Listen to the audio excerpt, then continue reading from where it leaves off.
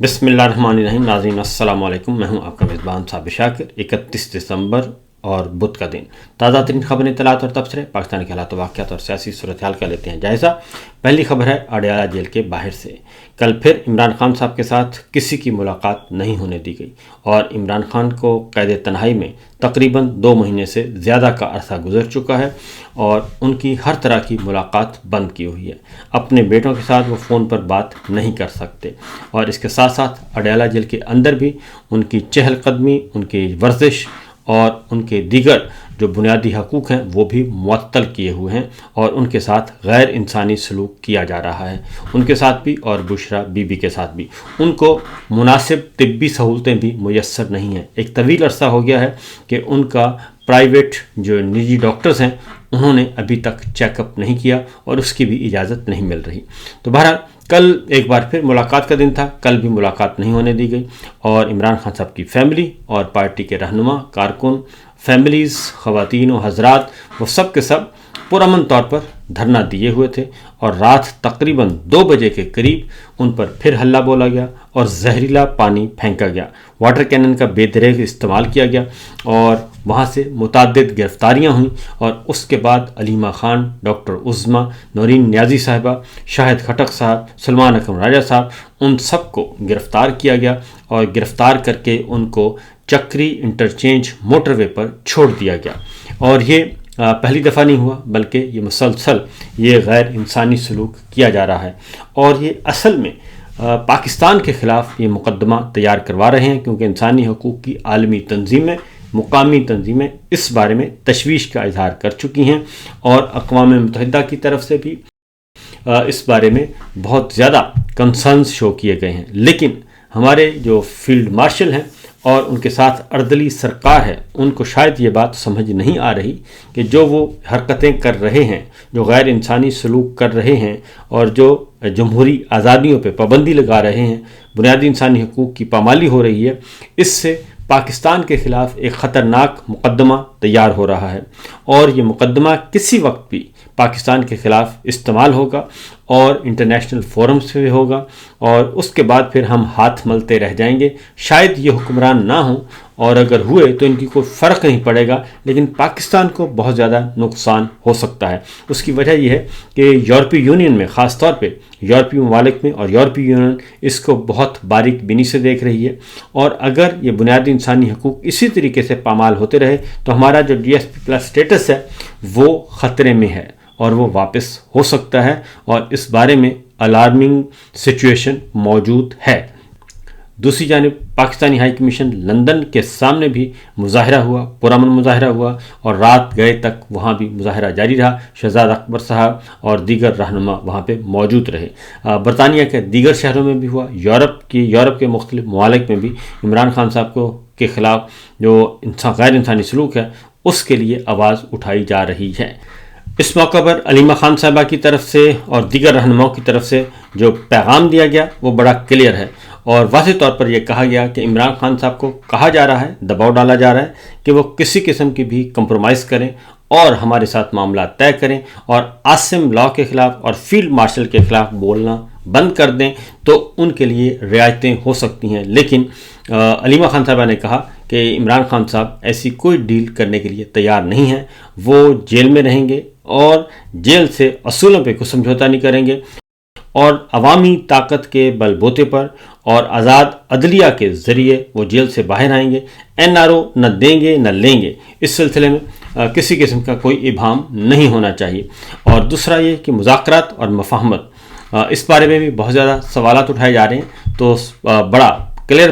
Position ہے جی پاکستان تحریک انصاف کی طرف سے. یہ واضح طور پر آ گیا ہے کہ ہم مفاہمت جو ہے وہ مصالحت اور مفاہمت اور مذاکرات، یہ ڈیوٹی اور یہ اسائنمنٹ اور اس پہ کام کریں گے. محمود خان اچھے صاحب، تحریک تحفظ آئین پاکستان، اس فورم پہ بات ہوگی. پاکستان تحریک انصاف کو جو ہدایت عمران خان صاحب نے دی ہے اس کے اکارڈنگلی وہ اسٹریٹ موومنٹ جو ہے اس کو آگے بڑھاتے رہیں گے. ایک اور خبر وہ ہے رجب بٹ صاحب کے متعلق اور رجب بٹ صاحب کا معاملہ جو ہے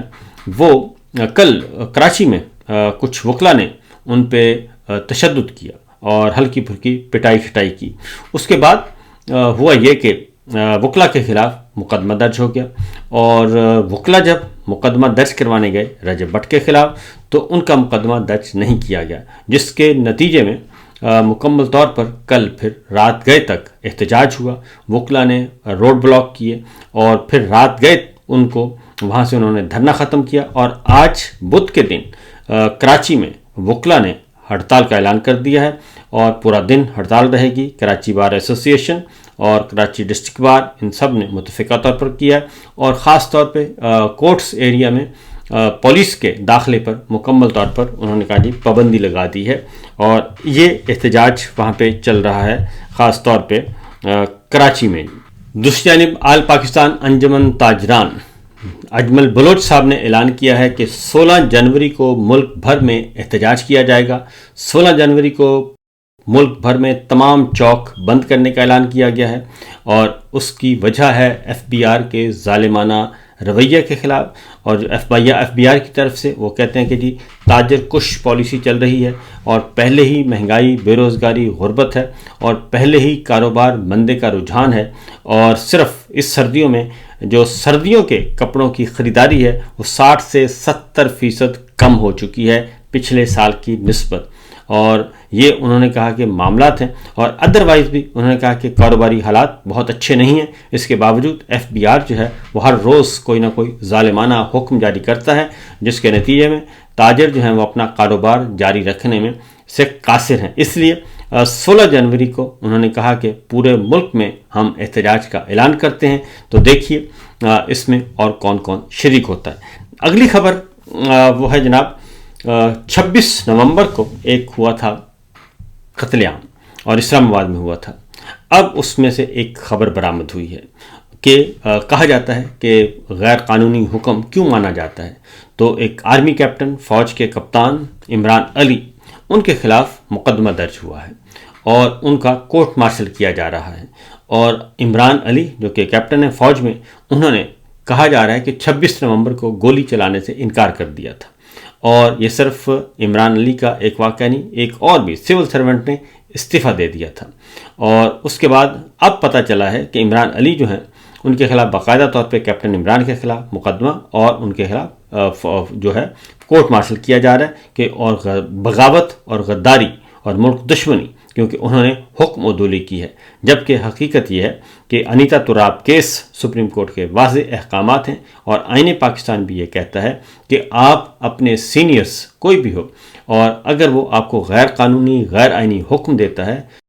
تو ایسی صورت میں آپ اس کا حکم نہیں مانیں گے۔ یہ سپریم کورٹ بھی متعدد فیصلوں میں یہ حکم صادر کر چکی ہے۔ اس کے ساتھ ساتھ فوج میں بھی اور سول ملٹری بیوروکریسی میں بھی بہت ساری متعدد مثالیں ایسی موجود ہیں، اور خاص طور پہ جب دھرنا ہوا تھا ڈاکٹر طاہر القادری صاحب کا اور عمران خان صاحب کا، اس وقت بھی گولی چلانے کا حکم دیا گیا تھا، تو آئی جی اسلام آباد اور ایس پی اسلام آباد نیکوکاروں نے اور چیمہ صاحب نے انکار کر دیا تھا کہ ہم زبانی حکم پر کوئی گولی نہیں چلائیں گے، اگر آپ نے کوئی گولی چلانے کا حکم دینا ہے تو وہ تحریری طور پر دیں، اور اس کو پھر ہم اکارڈنگلی قانون کے مطابق جو ہے وہ اس کو ایڈریس کریں گے اور اس پہ دیکھیں گے، ایگزامن کریں گے۔ تو لیکن اس کے بعد پھر ان کے خلاف کارروائی کی گئی تھی، لیکن بعد میں ان دونوں کے خلاف جو ہے وہ مقدمہ ثابت نہیں ہو سکا تھا اور کوئی سزا نہیں دی گئی تھی، تو اس لیے یہ کیپٹن عمران کا معاملہ جو ہے وہ سامنے آ چکا ہے۔ اسی طریقے سے بہت ساری متعدد مثالیں بھی موجود ہیں فوج کے اندر، جو ذاتی طور پر جانتا ہوں کہ مزاحمت ہوتی ہے اور لوگ ریزسٹ کرتے ہیں، لیکن چونکہ وہاں پہ ڈسپلن ہے اور ڈسپلن کے نام پہ اور بھرپور قسم کے اختیارات ہیں، اس لیے بہت سارے افسران جو ہیں وہ اپنی جابز جو ہیں وہ گنوا چکے ہیں، بالکل اسی طریقے سے جیسے میڈیا پرسنز گنوا چکے ہیں۔ یہ سچویشن مسلسل چل رہی ہے۔ اب آتے ہیں جی ذرا بڑی خبر کی طرف، اور وہ بڑی خبر ہے سعودی عرب اور یو اے کے درمیان تنازع، اور اس کے ساتھ ساتھ صومالی لینڈ جو ہے وہ صومالی لینڈ کا معاملہ، اور وہاں پہ بھی علیحدگی کا اعلان کر دیا گیا، اور صومالی لینڈ کو اسرائیل نے تسلیم کر لیا ہے، اور یو اے ای وہاں پہ خاموشی اختیار کیے ہوئے ہیں۔ اب ذرا تھوڑا سا اس چیزوں کو انفولڈ کریں تو بڑی دلچسپ صورتحال ہے، اور وہ صورتحال اس طرح سے بنتی ہے کہ ابراہم اکارڈ، اسرائیل کو تسلیم کرنا، یہ معاملہ جو ہے یہ گلے کی ہڈی بن چکا ہے، اور یہی تنازع جو ہے وہ اب پھیلتا جا رہا ہے، کیونکہ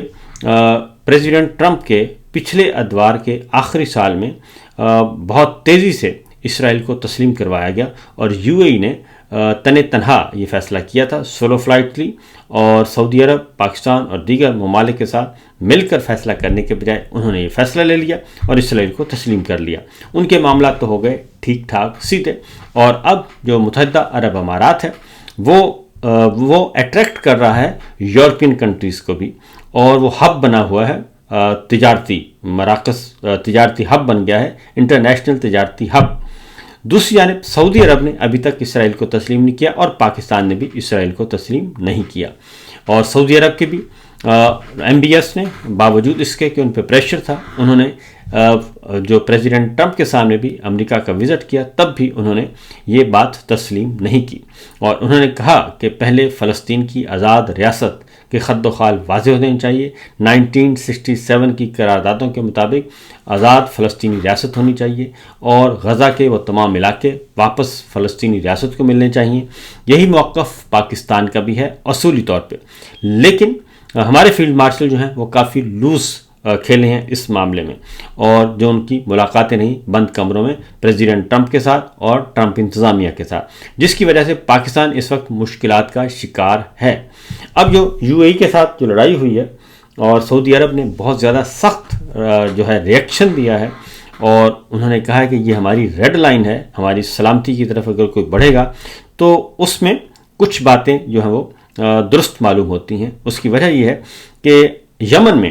کیونکہ اسرائیل کو اور امریکہ کو اس وقت ایسے ٹھکانوں کی ضرورت ہے کہ جہاں سے کوئی ہلکی پھلکی مزاحمت ہو سکتی ہے،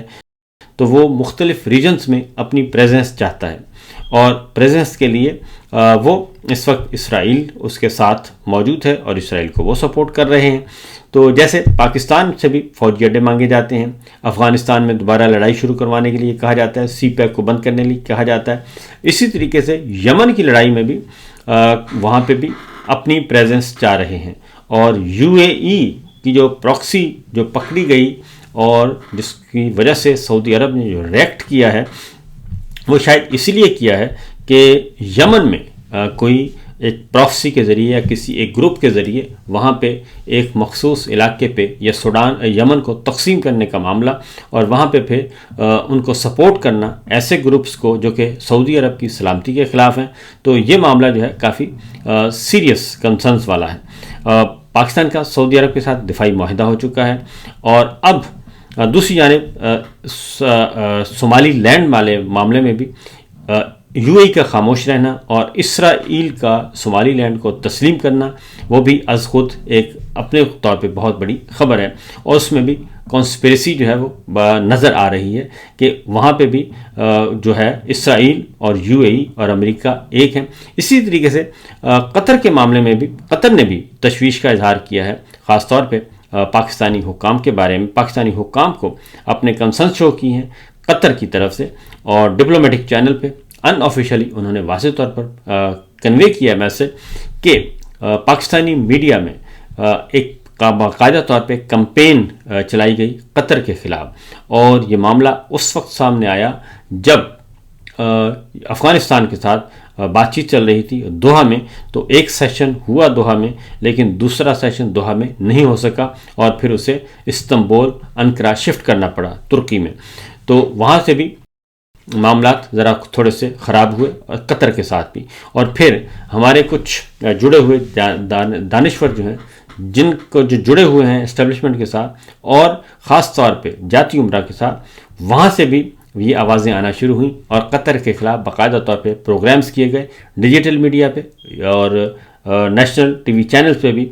ہلکی پھلکی موسیقی شروع کی گئی، جس کا قطر نے اس کو نوٹ کیا ہے، اور اس کی وجہ یہ بتائی گئی ہے کہ الجزیرہ جو ہے وہ کوریج دے رہا ہے پاکستان تحریک انصاف کو، اپوزیشن کو بھرپور کوریج دیتا ہے، اور رپورٹس ڈاکومنٹری جو تیار کرتا ہے، اور ڈاکومنٹریز وہ ہے نشر کرتا ہے۔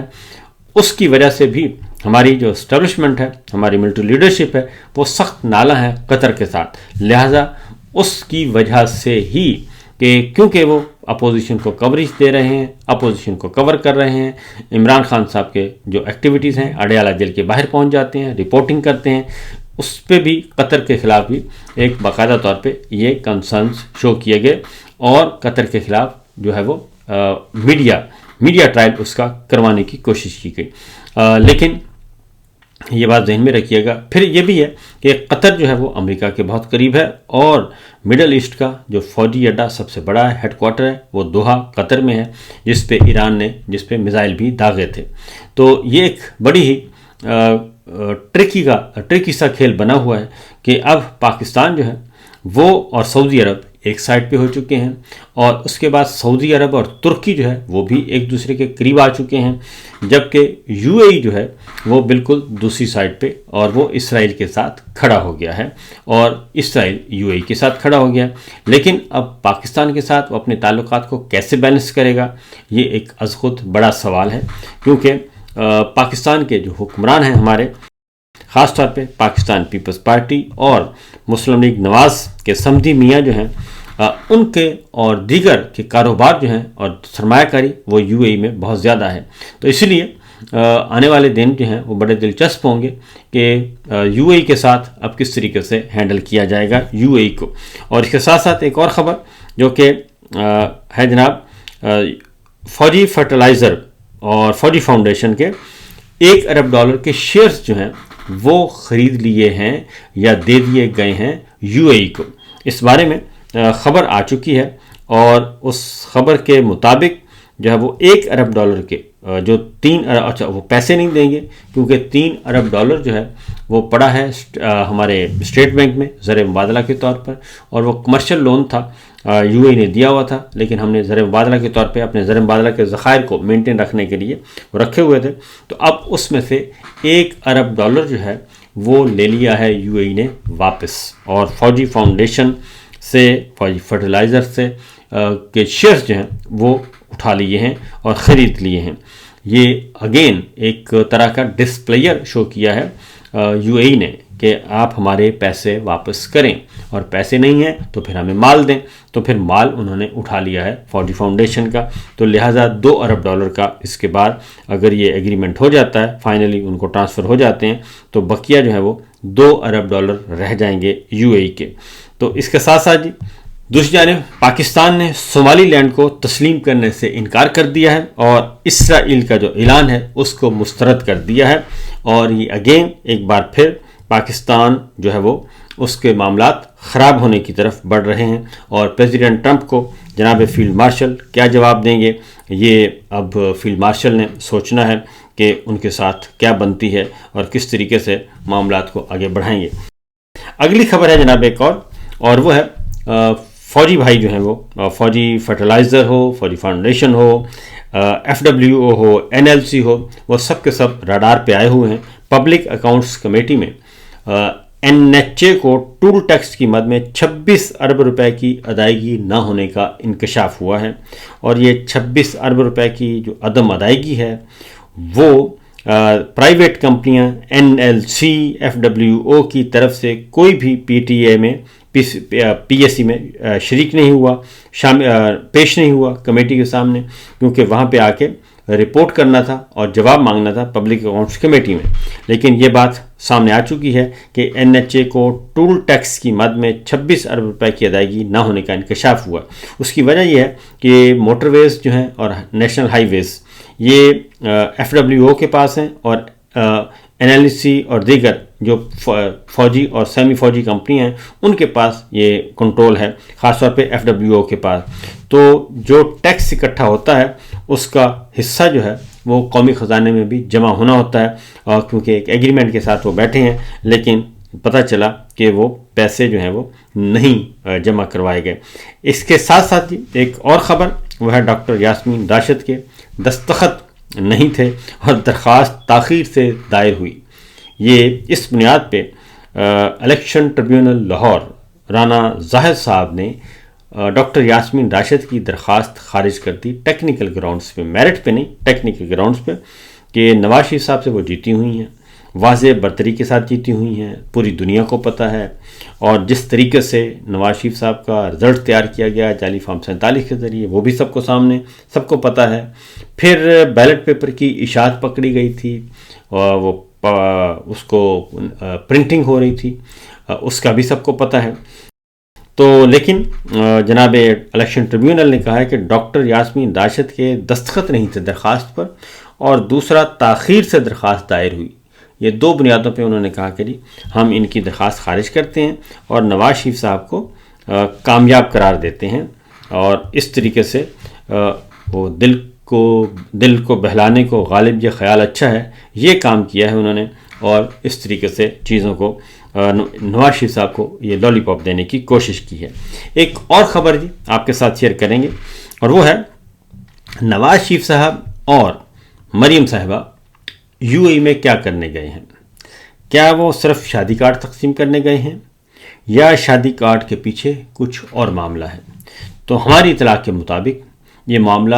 بالکل باریک واردات ہے جو کہ نواز شریف صاحب اور جناب مریم صاحبہ جو ہیں وہ کر سکتی ہیں، اور وہ بھی جڑا ہوا ہے کہ ایک طرف غزہ میں فوج بھیجنے کا معاملہ اور دوسری جانب اسرائیل کو تسلیم کیا جانا یہ معاملہ، اور تیسری جانب چونکہ یہ دو ایشوز ہیں جس کی وجہ سے، اور پھر یہ کہ اسرائیل کے یو اے کے ساتھ پاکستان پیپلز پارٹی کے تعلقات بہت اچھے ہیں، اور نواز شریف صاحب جو ہیں آپ کو ایک بار پھر بتا دوں کہ شہباز شریف صاحب جب معاملہ کھلا تھا ڈاکٹر شمع جنیجو کا، تو اس پہ خواجہ آصف صاحب نے باقاعدہ طور پہ احتجاج کیا تھا۔ تو نوٹیفیکیشن سے پہلے بھی شہباز شریف صاحب لندن آ گئے تھے، بحرین، اور بحرین سے لندن، اور یہاں آ کے وہ چھپ گئے تھے، اور اس وقت بھی چہمگوئیاں ہو رہی تھیں کہ یہاں پہ وہ صرف ویسے نہیں آئے، اور یہاں پہ بھی کوئی خفیہ ایجنڈا ہے، ہڈن ایجنڈا ہے، کچھ ملاقاتیں ہیں، اور ان کا تعلق نوٹیفیکیشن سے۔ پھر ڈاکٹر شمع جنیجو صاحبہ نے ایک ٹویٹ بھی کیا تھا، اور وہ بھی ایک میسیج تھا کہ سرپرائز بھی آ سکتا ہے، اور اس طرح سے کچھ ایکٹیویٹیز ہوئیں، لیکن وہ نوٹیفیکیشن تو ہو گیا، اور اس کے بعد اب جو ہے معاملہ پھر اگین وہی ہے کہ یو اے کے ساتھ، یو اے میں اس وقت اسرائیل کے جو ہیں ایمبیسیڈر بھی ہوتے ہیں، اور وہاں پہ اسرائیل کے ڈپلومیٹس بھی ہوتے ہیں، اور انٹرنیشنل کمیونٹی بھی ہوتی ہے۔ تو کیا ہے معاملہ کہ کیا نواز شریف صاحب اور مریم صاحبہ جو یو اے گئے ہیں، کیا وہ صرف شادی کارڈ تقسیم کرنے گئے ہیں، یا پھر کچھ جوڑ توڑ کرنے گئے ہیں اور ان کو کچھ میسیجنگ کرنے گئے ہیں؟ ہو سکتا ہے پریشر ہو میاں صاحب پہ بھی اور مریم صاحبہ پہ بھی کہ جناب آپ کی حکومت ہے تو غزہ فوج بھیجنے کا معاملہ جو ہے اس کو آپ ہینڈل کریں، اور اس کو جلدی جلدی اس کو فلفل کریں، اور پھر یہ کہ آپ جو ہے وہ ہمارے مفادات کا خیال کریں۔ تو ہو سکتا ہے کہ نواز شریف صاحب اور مریم صاحبہ کی وہاں پہ کچھ ایسی ملاقاتیں یو اے میں ہوں، دبئی میں، کہ جو ملاقاتیں جو ہیں وہ وہیں ہو سکتی تھیں، کہیں اور ہو نہیں سکتی تھیں، پاکستان میں وہ نہیں ہو سکتی تھیں۔ یہ ایک سیریس ایشو ہے، اور ہمارے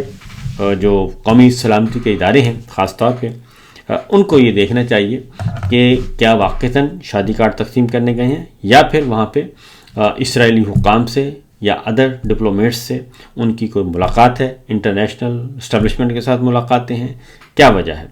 کیونکہ وہ بے سبب گھر سے نہیں نکلتے، اور خاص طور پہ مریم صاحبہ اور نواز شریف صاحب اکٹھے ہوں تو پھر تو اور بھی مسئلہ جو ہے وہ